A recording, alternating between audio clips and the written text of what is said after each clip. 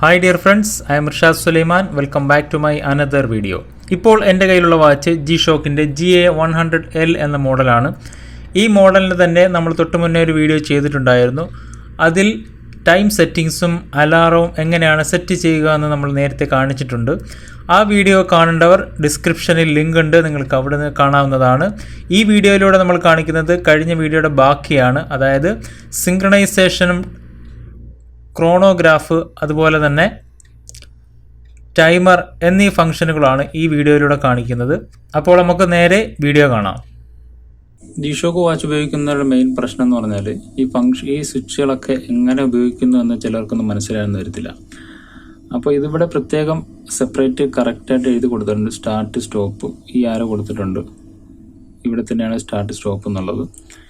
ഇവിടെ കൊടുത്തിട്ടുണ്ട് സ്പ്ലിറ്റ് എന്ന്, ഇവിടെ കൊടുത്തിട്ടുണ്ട് സ്പ്ലിറ്റ് എന്ന് എഴുതിയിട്ടുണ്ട്. അപ്പോൾ സ്പ്ലിറ്റ് എന്നും റീസെറ്റ് എന്നും കൊടുത്തിട്ടുണ്ട്.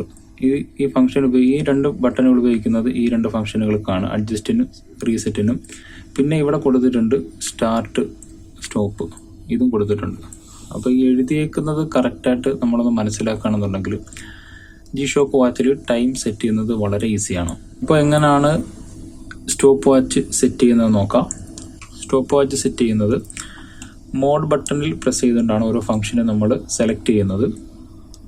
അപ്പോൾ timer, wed time, alarm, normal time, stop watch. ഇതാണ് സ്റ്റോപ്പ് വാച്ച്. സ്റ്റോപ്പ് വാച്ച് ഇപ്പോൾ ഇത് പൗസ് ചെയ്ത് വെച്ചേക്കുകയാണ്. നമുക്ക് സ്റ്റോപ്പ് ചെയ്യുക, സ്റ്റാർട്ട് ചെയ്യുക, സ്റ്റോപ്പ് ചെയ്യുക. റീസെറ്റ് ചെയ്യുന്നത് അഡ്ജസ്റ്റ് ബട്ടണിലാണ്. സ്റ്റോപ്പ് വാച്ചിന് രണ്ട് ബട്ടണുകളാണ് നമ്മൾ മെയിനായിട്ട് ഉപയോഗിക്കുന്നത്. ഫോർവേഡ് ബട്ടണിൽ തന്നെ സ്റ്റാർട്ട് സ്റ്റോപ്പും അഡ്ജസ്റ്റിൽ റീസെറ്റുമാണ്.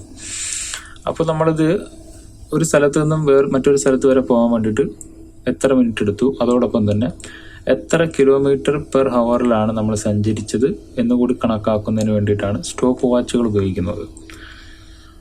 ഇപ്പോൾ നമുക്കൊരു കാറിൽ ഒരു സ്ഥലത്ത് നിന്ന് യാത്ര ചെയ്യുമ്പോൾ ഫസ്റ്റ് സ്റ്റാർട്ട് ചെയ്യുന്ന പോയിന്റിൽ നമ്മൾ സ്റ്റാർട്ട് ചെയ്യുന്നു, സ്റ്റോപ്പ് വാച്ച് സ്റ്റാർട്ട് ചെയ്യുന്നു. ഇപ്പോൾ സ്റ്റോപ്പ് വാച്ച് വർക്കാവാൻ തുടങ്ങിയിട്ടുണ്ട്. നമുക്കൊരു മിനിമം ഒരു 20 സെക്കൻഡ് വെച്ചിട്ട് നമുക്ക് നോക്കാം. ഈ 20 സെക്കൻഡ് കൊണ്ട്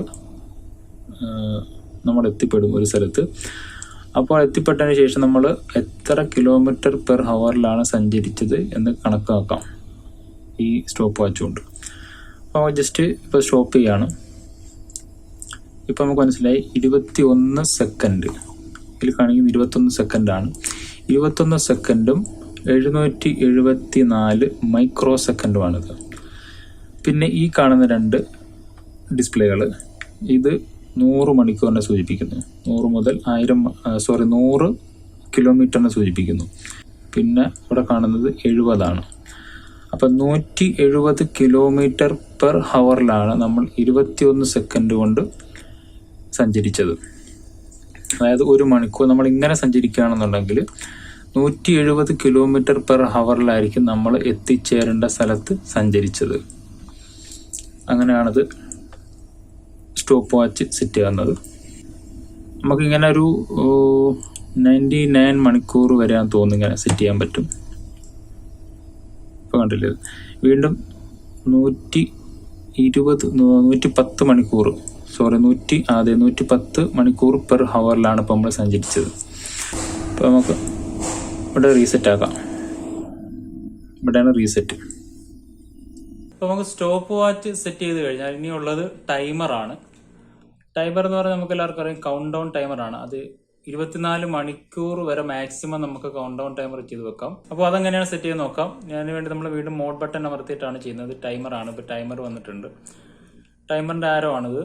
അപ്പോൾ ഈ കാണുന്ന ലെഫ്റ്റ് സൈഡിൽ കാണുന്നത്, മുകളിൽ കാണുന്നത് 0, അത് മണിക്കൂറും താഴത്തത് മിനിറ്റുമാണ്.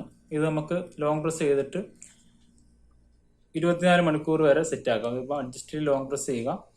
അഡ്ജസ്റ്റിൽ ലോങ് പ്രസ് ചെയ്യുമ്പോൾ ചെറിയൊരു ബീപ്പ് സൗണ്ട് കേൾക്കും. അപ്പോൾ അത് നമുക്ക് 27 മണിക്കൂർ ആണെങ്കിൽ 27 മണിക്കൂർ നോക്കാം. 23 വരെ വരത്തുള്ളൂ. 23 താഴെ മിനിറ്റാണ് കാണിക്കുന്നത്. 00 ആയിരിക്കും വരുന്നത്. അപ്പോൾ ഇവിടെ നമുക്ക് അഡ്ജസ്റ്റ് ചെയ്തിട്ട് മോഡിൽ തന്നെ വീണ്ടും അഡ്ജസ്റ്റ് ചെയ്തിട്ട് സെറ്റ് ആക്കാം. മോഡിൽ ഇപ്പോൾ ലോങ് പ്രസ് ചെയ്തിട്ട് നമ്മളത് 0 ആക്കി 1 മിനിറ്റിൽ ചെക്ക് ചെയ്ത് നോക്കാം വർക്ക് ചെയ്യുന്നുണ്ടോയെന്ന്. ഇപ്പോൾ 23 ഇരിക്കുന്നത്. 23 നമ്മൾ 0 കൊണ്ടുപോകുന്നു. ഫോർവേഡ് ബട്ടൺ അമർത്തുമ്പോൾ 22, 21 മണിക്കൂറിലേക്ക് പോകും. അപ്പോൾ നമുക്ക് ഫോർവേഡ് ബട്ടണിൽ വെച്ചിട്ട് 0-ൽ 1 മിനിറ്റ് ഒന്ന് ചെക്ക് ചെയ്ത് നോക്കാം. അപ്പോൾ താഴത്തത് 1 മിനിറ്റ് ആണ്. വീണ്ടും മോൾ ബട്ടൺ അമർത്തിയിട്ട് താഴത്തെ മിനിറ്റ് ചേഞ്ച് ആക്കാം. മിനിറ്റ് ഇങ്ങനെ ചേഞ്ച് ആക്കാം. അങ്ങനെ നമ്മൾ ജസ്റ്റ് 1 മിനിറ്റിൽ വെച്ചിട്ട് നമുക്കൊന്ന് ചെക്ക് ചെയ്ത് നോക്കാം. 59 സെക്കൻഡിൽ വെച്ചൊന്ന് ചെക്ക് ചെയ്ത് നോക്കാം. അപ്പോൾ 1 മിനിറ്റിൽ ഇപ്പോൾ സെറ്റ് ആക്കിയിട്ടുണ്ട്. അതിനുശേഷം mode button adjust button press ചെയ്യുക. അഡ്ജസ്റ്റ് ബട്ടൺ പ്രസ് ചെയ്യുമ്പോൾ അത് 1 മിനിറ്റിലേക്ക് കൗണ്ട് ഡൗൺ ടൈമർ വർക്ക് ആവാൻ തുടങ്ങാൻ പോവുകയാണ്. അപ്പോൾ അതിന് വേണ്ടിയിട്ട് കൗണ്ട് ഡൗൺ ടൈമർ സ്റ്റാർട്ട് ചെയ്യാൻ വേണ്ടിയിട്ട് ഫോർവേഡ് ബട്ടണിൽ പ്രസ് ചെയ്യുന്നു.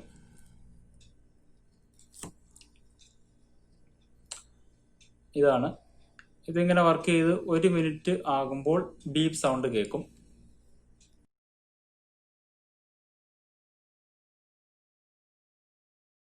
അപ്പോൾ നമ്മുടെ കൗണ്ട് ഡൗൺ ടൈമർ 1 മിനിറ്റിലേക്ക് അടുത്തുകൊണ്ടിരിക്കുകയാണ്. അതെ, കൗണ്ട് ഡൗൺ ഫിനിഷ് ആകുമ്പോൾ ഇതുവരെ സൗണ്ട് കേൾക്കും. ഒരു 10 സെക്കൻഡ് ഇത് ബീപ്പ് ആകുക, അല്ലെങ്കിൽ ഒരു 5-6 സെക്കൻഡ് ഇത് ബീപ്പ് സൗണ്ട് കേൾക്കും. അല്ലെന്നുണ്ടെങ്കിൽ നമുക്ക് ഏതെങ്കിലും ഒരു ബട്ടൺ അമർത്തിയാൽ അത് ബീപ്പ് സൗണ്ട് മാറുകയും ചെയ്യും. ഇനി നമ്മൾ നോക്കുന്നത് G-Shock വാച്ചിലുള്ള മറ്റൊരു ഹിഡൻ ഫംഗ്ഷൻ ആണ് ഓട്ടോ ലൈറ്റ്. നിങ്ങളിപ്പോൾ സ്ക്രീനിൽ കാണുന്നത് പോലെ എൻ്റെ കൈ 40 ഡിഗ്രി ചരിച്ചപ്പോൾ ലൈറ്റ് കത്തുന്നുണ്ട്. ആ ഫംഗ്ഷൻ എങ്ങനെയാണ് വർക്ക് ചെയ്യുന്നതെന്ന് നമുക്കൊന്ന് പരിശോധിച്ച് നോക്കാം. ഓട്ടോ ലൈറ്റ് ഓൺ ചെയ്യാൻ വേണ്ടിയിട്ട് നമ്മൾ റിവേഴ്സ് ബട്ടണിൽ ലോങ് പ്രസ് ചെയ്യുക. അതിനു മുന്നേ നമ്മൾ ചെറിയ ഡിസ്പ്ലേ ഉണ്ട്, അവിടെ നമ്മളൊന്ന് ചെക്ക് ചെയ്ത് നോക്കുക. അത് ഡാർക്ക് ആയിരിക്കും. ഡാർക്കായിട്ട് കാണുന്നുണ്ടെങ്കിൽ ഓട്ടോ ലൈറ്റ് ഓഫ് ആണ് എന്നുള്ളതിന് തെളിവാണ്. അപ്പോൾ നമ്മൾ ഓൺ ചെയ്യാൻ വേണ്ടിയിട്ട് reverse button just long press ചെയ്യുക. ലോങ് പ്രസ് ചെയ്യുമ്പോൾ ലൈറ്റ് ഒന്ന് കത്തിയിട്ട് ഓഫ് ആവും. അതോടൊപ്പം തന്നെ ഇവിടെ ഓട്ടോ ലൈറ്റിൻ്റെ ആ ഒരു ഡാർക്ക് ഡിസ്പ്ലേ ഉണ്ടായിരുന്നത് വൈറ്റ് ഡിസ്പ്ലേ ആയിട്ട് മാറുകയും ചെയ്യും. ഇപ്പോൾ ഓട്ടോ ലൈറ്റ് ഓൺ ആണ്. നമുക്കൊന്ന് ചെക്ക് ചെയ്ത് നോക്കാം.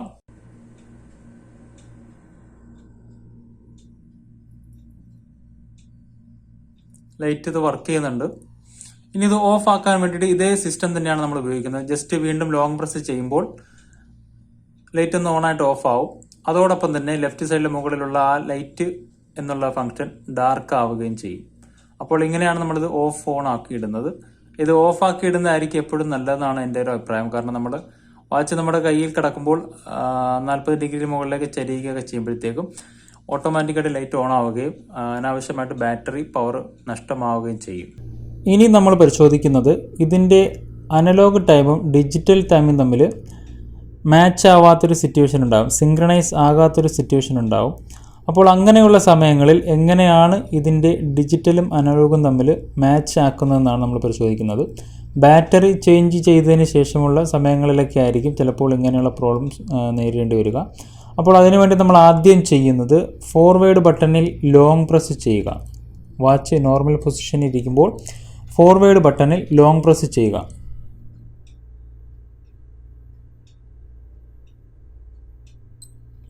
ഫോർവേഡ് ബട്ടണിൽ ലോങ് പ്രസ് ചെയ്യുമ്പോൾ എച്ച് സെറ്റ് എന്നുള്ളൊരു ഡിസ്പ്ലേ റൈറ്റ് സൈഡിൽ താഴെയായിട്ട് കാണാം. അതിനുശേഷം നമ്മളത് മോഡ് ബട്ടൺ ഒന്ന് പ്രസ് ചെയ്യുക. മോഡ് ബട്ടൺ പ്രസ് ചെയ്യുമ്പോൾ ഇത് കറക്റ്റ് 12-ന് നേരെ തന്നെ ഈ മിനിറ്റും ഹവറും ചെന്ന് നിൽക്കുന്നുണ്ടെങ്കിൽ ഓക്കെ ആണ്, ടൈം സെറ്റ് കറക്റ്റാണെന്ന് മനസ്സിലാക്കാം. അതല്ല 12 നേരെ അല്ല എന്നുണ്ടെങ്കിൽ നമ്മളൊരു കാര്യം ചെയ്യുക, റിവേഴ്സ് ഫോർവേഡ് ബട്ടൺ പ്രസ് ചെയ്തുകൊണ്ട് നമ്മൾ നേരെ എക്സാക്റ്റ് 12-ലേക്ക് കൊണ്ടുവന്ന് പ്ലേസ് ചെയ്യുക ഓരോ ഹാൻഡും. ഇതിപ്പം ഓരോന്ന് ചെക്ക് ചെയ്യുമ്പോൾ കണ്ടില്ലേ, അത് അറിയാൻ പറ്റും. അതിനുശേഷം ഇത് തിരിച്ച് സിംഗിൾ പ്രസ് ചെയ്താലും മതി, ഒറ്റ പ്രസ് ചെയ്യുകയാണെന്നുണ്ടെങ്കിൽ തോനെ ഓടിപ്പോകും അത്. അപ്പോൾ സിംഗിൾ പ്രസ് ചെയ്യുകയാണെന്നുണ്ടെങ്കിൽ കുറേശ്ശെ അത് സെറ്റാക്കാൻ പറ്റും. ഓക്കെ, അപ്പോൾ അതിനുശേഷം ജസ്റ്റ് അഡ്ജസ്റ്റ് ബട്ടണിൽ പ്രസ് ചെയ്യുക. അഡ്ജസ്റ്റ് ബട്ടണിൽ പ്രസ് ചെയ്യുമ്പോൾ ഡിജിറ്റൽ ടൈമും അനലോഗ് ടൈമും ഒരേപോലെ വന്ന് നിൽക്കുന്നതായിട്ട് കാണാൻ സാധിക്കും. ഇപ്പോൾ ഇതിനകത്ത് ഡിജിറ്റൽ ടൈം 6:11 നമുക്ക് കാണാം. 6:11 തന്നെ ഈ അനലോഗ് വന്ന് നിൽക്കുന്നതായിരിക്കും.